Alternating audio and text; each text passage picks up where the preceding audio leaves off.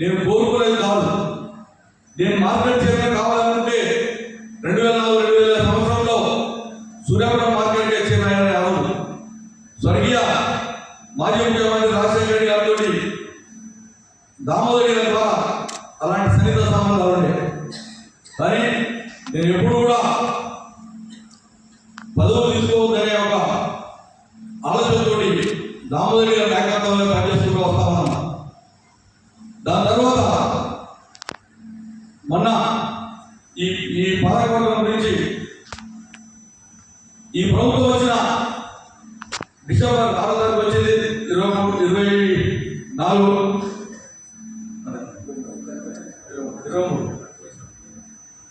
జనవరి మాసంలో అనుకోకుండా పెద్దలు ఉత్తమ్ కుమార్ గారికి నేను దామోదర్ గారు సర్వోత్తమ్ రెడ్డి గారు భాస్కర్ గారు వెళ్ళడం జరిగింది. అక్కడ అనుకోని ప్రపోజల్ ఉత్తమ్ కుమార్ గారు వేనా నువ్వైతేనే ఇక్కడ మార్కెట్ కమిటీకి ఇచ్చేదానికి బాగుంటుంది, మాకు సూర్యాపేటకు వస్తే దామన్న ఓడిపోయినాడు కాబట్టి ప్రోటోకాల్ ఇబ్బంది అవుతుంది, నువ్వైతేనే కరెక్ట్. ఎందుకంటే అన్ని గ్రామాలు అన్ని మండలాలతో సంబంధాలు ఉన్నాయి.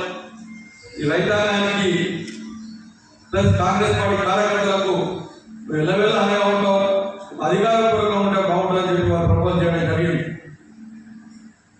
2023 ఫిబ్రవరి 23, 2024 నాడే కావాల్సి సరే కొన్ని అనివార్య కారణాల వల్ల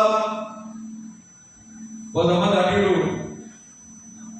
అడ్డపడి ఎట్టకేలా 13 మాసాలు ఈ కార్యవర్గాన్ని పాలకవర్గాన్ని పెద్దలు ఉత్తమ్ కుమార్ రెడ్డి గారు అయితేంది, మాజీ మంత్రి వర్యులు గుంటూరు జనారెడ్డి గారు అయితేంది, మన ఎంపీ రఘువీరెడ్డి గారు అయితేంది,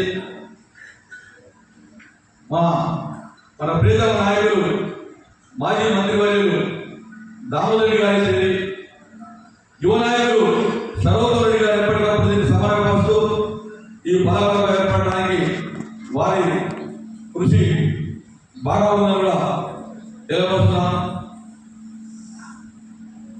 2 విషయాల్లో రవీంద్రనాథ్ చెప్పాడు 11 నెలలు ప్రశాంతంగా ఉన్నాడు, ఇంకా 4 రోజులు ప్రశాంతంగా ఉంటాడు. మేము గతంలో కూడా ప్రశాంతంగా ఉంచాం. కావాలని కొంతమంది